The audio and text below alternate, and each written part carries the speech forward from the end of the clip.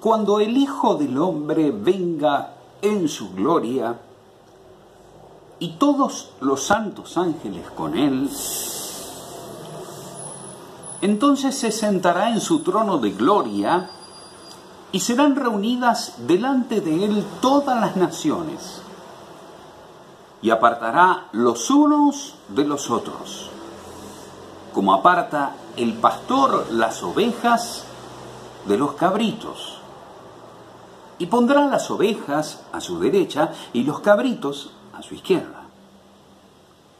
Entonces el rey dirá a los de su derecha: vengan, benditos de mi Padre, hereden el reino preparado para ustedes desde la fundación del mundo.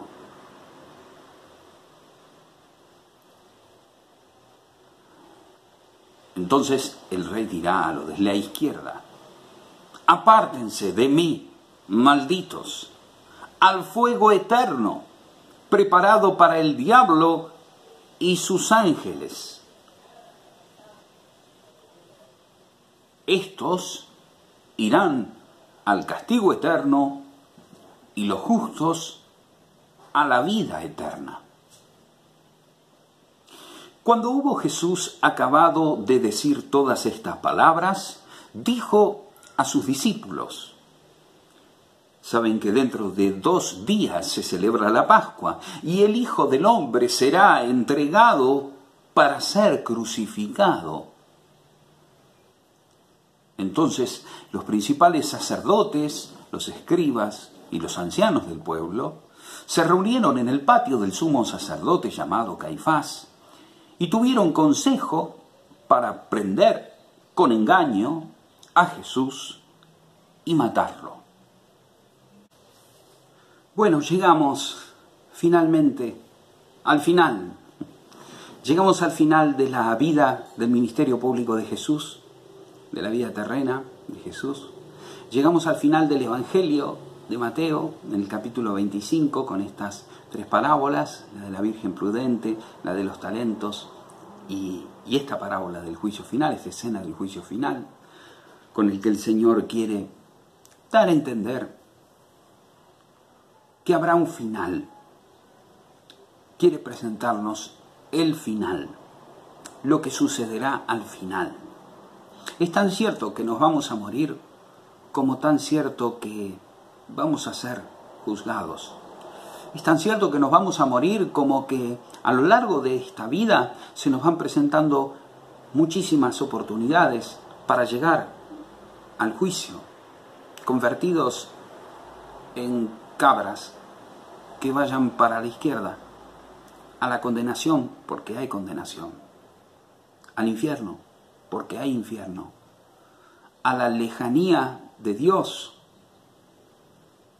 porque la hay, porque hubo desprecio a Dios en esta vida, y otros, entre los cuales espero estar, llegarán convertidos en ovejas, e irán a la derecha, al lugar que el Señor tiene preparado desde toda la eternidad para sus ángeles y para todos aquellos que han dado gloria a su nombre. ¿Cómo han dado gloria a su nombre? Viviendo su palabra. Volvemos al punto de partida, volvemos al Sermón del Monte. Todo aquello que quieran que hagan los demás por ustedes, háganlo ustedes primero por ellos. En esto consiste la ley y los profetas. Mateo 7:12. Todo lo que quieran que hagan los demás por ustedes, háganlo primero ustedes por ellos. Sean bienaventurados, sean felices, bienaventurados, como dice en el capítulo 5. Sean luz, sean sal, oren, ayunen, ayuden, pero que solamente se entere el Padre, no como los hipócritas. Hagan por los demás. Como dice Mateo 7, 16 y 20, háganse reconocer, pero por sus frutos. Por sus frutos. Son frutos de la gracia. Sin mí no pueden hacer nada, dice el Señor Jesús en Juan 15, 5. Todas las acciones buenas que podemos llegar a ser son insufladas por la gracia y son frutos. Sigamos a Jesús, pero sigámoslo de cerca, sigámoslo escuchando la voz del buen pastor, del que vino a poner a dar su vida por sus ovejas. Desde Juan 10:11, esa afirmación de yo soy el buen pastor de Jesús, hasta el buen pastor es el Señor y nada me puede faltar, del Salmo 23, hasta la venida personal de Dios como pastor prometido al pueblo de Israel en Ezequiel 34, en Jeremías, también mencionado en Isaías, bueno, en todas las escrituras, el Señor viniendo personalmente a cuidar, a vendar a sus ovejas, a su pueblo. Seguir a Jesús, escuchando su voz, construyendo la vida sobre la roca, el sólido fundamento de su palabra. Seguir a Jesús siendo un discípulo misionero que a su vez discipula a otros, es decir, ser un discípulo pregonero del reino, ser un discípulo curador de ambientes, curador de relaciones, curador del propio corazón, abriéndonos a la obra de la gracia y al Espíritu Santo que nos santifica.